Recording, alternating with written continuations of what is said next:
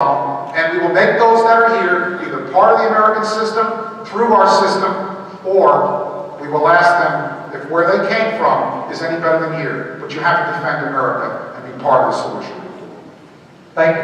And I want to thank all of our candidates for doing a fantastic job of largely staying within the time for announcement. Trust me, that's easier said than done. And now we will move to our closing statements, and we'll start with Mr. Barr and work our way back over toward Ms. Pridemore. Mr. Barr? You know, contrary to one of the rules or myths of politics that all politics is local, it ain't so. All politics is not local. Members of Congress take an oath of office, as I've taken 4 times as your representative from the 7th District, as your United States Attorney under Presidents Reagan and Bush, and earlier in my career as a CIA official. Those oaths mean something. Those oaths need action to back them up. And the action, as a member of Congress, Bob Barr, you've seen. You've seen Bob Barr up there fighting against an imperial presidency and leading the impeachment. You've seen Bob Barr up there helping to pass the first balanced budget in 4 decades, at the same time as we cut taxes and reformed welfare. You've seen Bob Barr lead the effort in the House of Representatives to repeal the Clinton gun ban, to protect our civil liberties, the right to keep and bear arms. You have seen Bob Barr fight for the National Cemetery here in the 11th District would not be there had not I and other members years ago began the process to make sure that we have a final resting place in North Georgia for our veterans and for their families. These are actual accomplishments. It's not talk, it's action. That's what we need in Washington. That is the only way that we will slow down the juggernaut of big government and the liberals up there. Doesn't come through talk, doesn't come through just saying, oh, I'm going to do this when I get there. It doesn't come from simply saying, oh, I'm going to introduce a bunch of bills. Introducing a bill is the easiest thing in the world. You just draft it up and you take it down to the clerk of the House. The real hard work is getting those bills passed. The real hard work is getting those appropriations limitations on an administration, so that you can come home and do more than simply talk about it. You can point, as I do this evening, in asking for your vote, to an actual record of moving our conservative agenda forward. We have begun the process. We did it before. We can do it again. Send Bob Barr to the Congress and let me finish the job.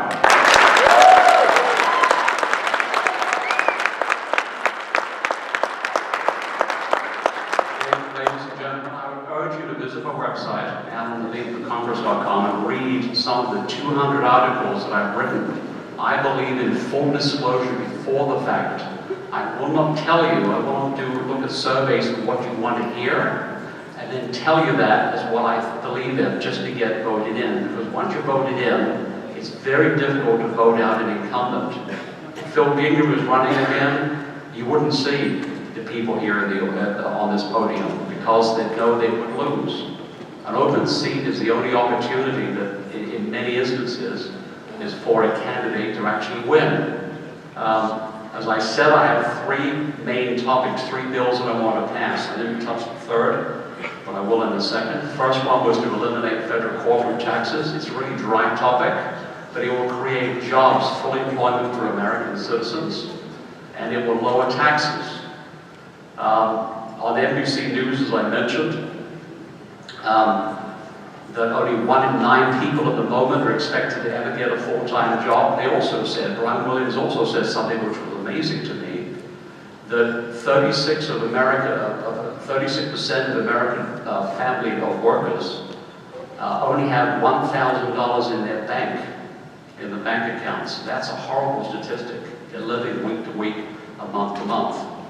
What I want to do, of course, is to get Congress people to resign after a fixed amount of years, or they'll lose their pension, so they will. We need fresh blood in Congress. And we also need another bill to change the campaign finance laws, which is another very dry topic, but really the cornerstone of how our system works.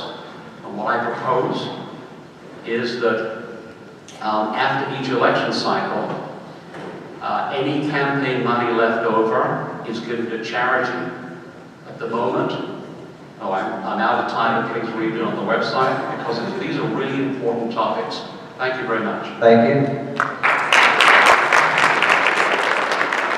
Once again, I want to thank y'all for coming, and I want to earn your vote. As I mentioned at the very beginning, I am a Georgia conservative who gets the job done. And we need to send that kind of person to Washington. The best way to tell where someone is going is to see where they've been. In the Georgia House, I passed a proposed constitutional convention to call for a balanced budget amendment.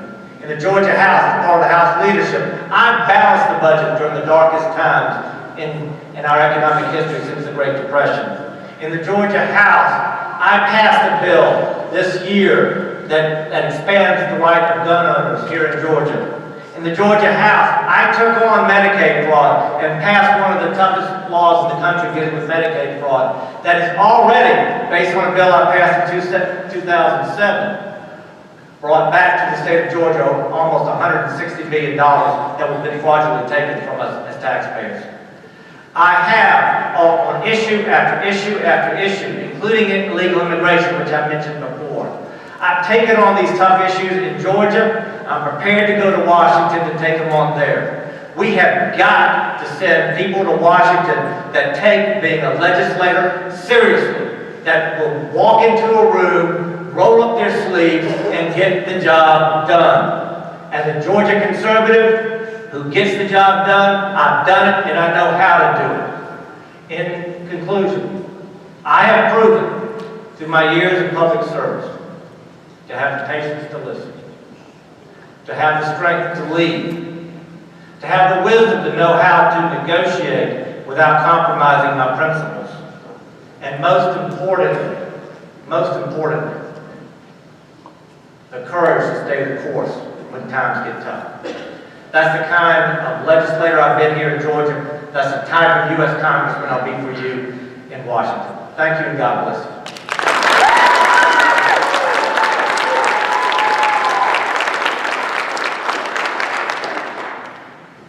Growing up here in Georgia, my parents instilled a set of values in me that we have passed on to our children. Those values are put God first, serve others before yourself, and that standing for what is right isn't always easy, but it is always right. My dad was a medic in World War II, and he saw the absolute worst of what humans can do to one another. But he always stayed positive because he had his eyes upon his cause, not his circumstances. My dad lived those values every day. And one thing he used to tell me, his son, never complain. Complaining does nothing. If there's something you don't like, you have two choices. One, you can do something to change the situation, or just accept it as inevitable and go on with your life.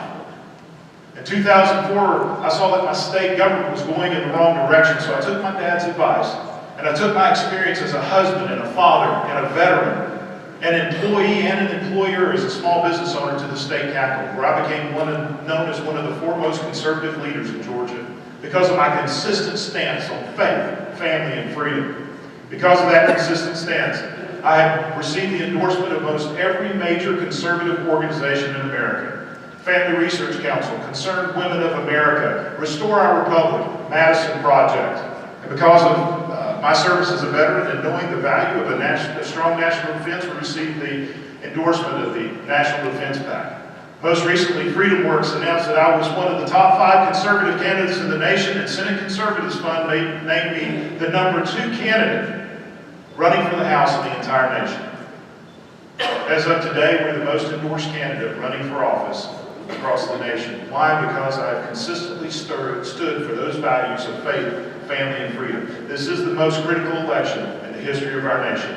Our children don't see that they have a future, but it's up to us to ensure that they have a future that is free, safe, and full of opportunity. I need your help. I need your vote. www.standwithbarry.com. God bless you, and thank you very much.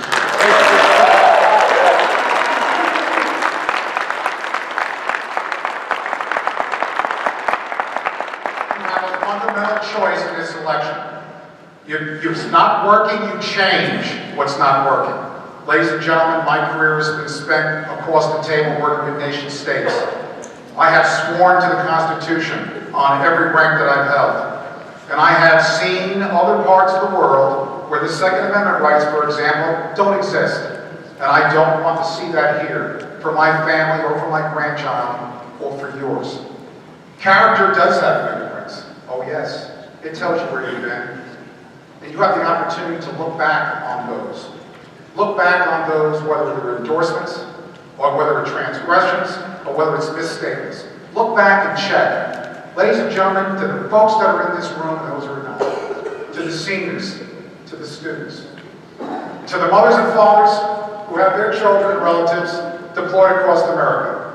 Not only did I do the 10-point plan, redo the VA, there is no one more suited to help you to take care of those that need to be taken care of, to fill our promise to the veterans. I will be the Military Veterans Families Champion. And I guarantee you, under the Article 1, we will make sure that Congress does its job. Under Article 8, we will make sure that when we go to our nation's wars, that they are just, and we will make sure we don't overstay our welcome in liberating those who requested our help. I ask for your support, ColonelLarry.com, and I pledge to you this. I will not accept congressional retirement. They will not do that up here. I will self-term myself limits, and I pledge to you that what you've been looking for 2 to 4 to 6 years is standing before you. I am your statesman. I want to serve. I am Colonel Larry Mrozinski. I stand before you again, and I ask for your help. Pull the lever. Help is on the way.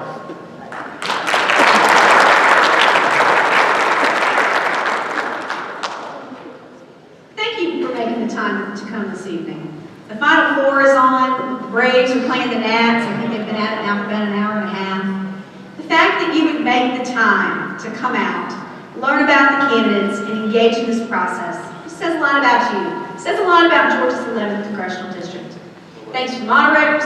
Thanks to the Twitter questions. Follow me on Twitter, @Pridemore. Just this week, our campaign was endorsed by the Cobb County Fraternal Order of Police.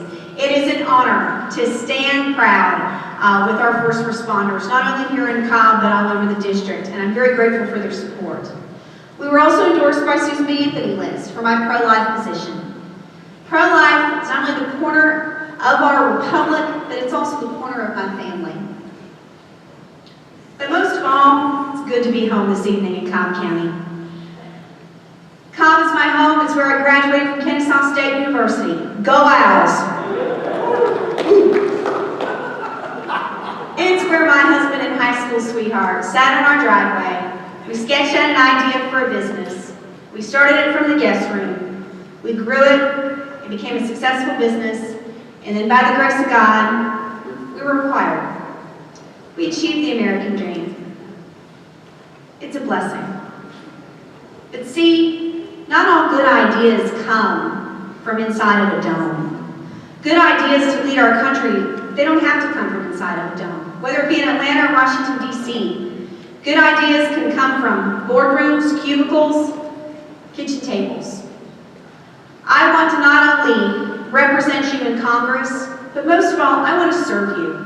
This is a fantastic part of the country to be from. This is a fantastic part of the country to call home. And we have many things to be blessed for. I ask for your vote May the 20th. Send some real-world experience to Washington, D.C. Send a fresh perspective. Thank you so much. Have a wonderful evening.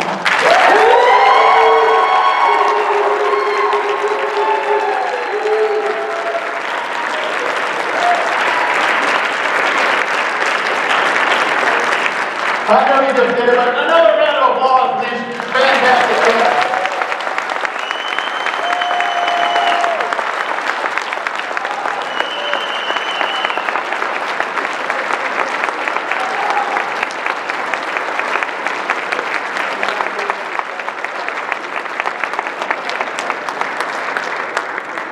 Just a moment.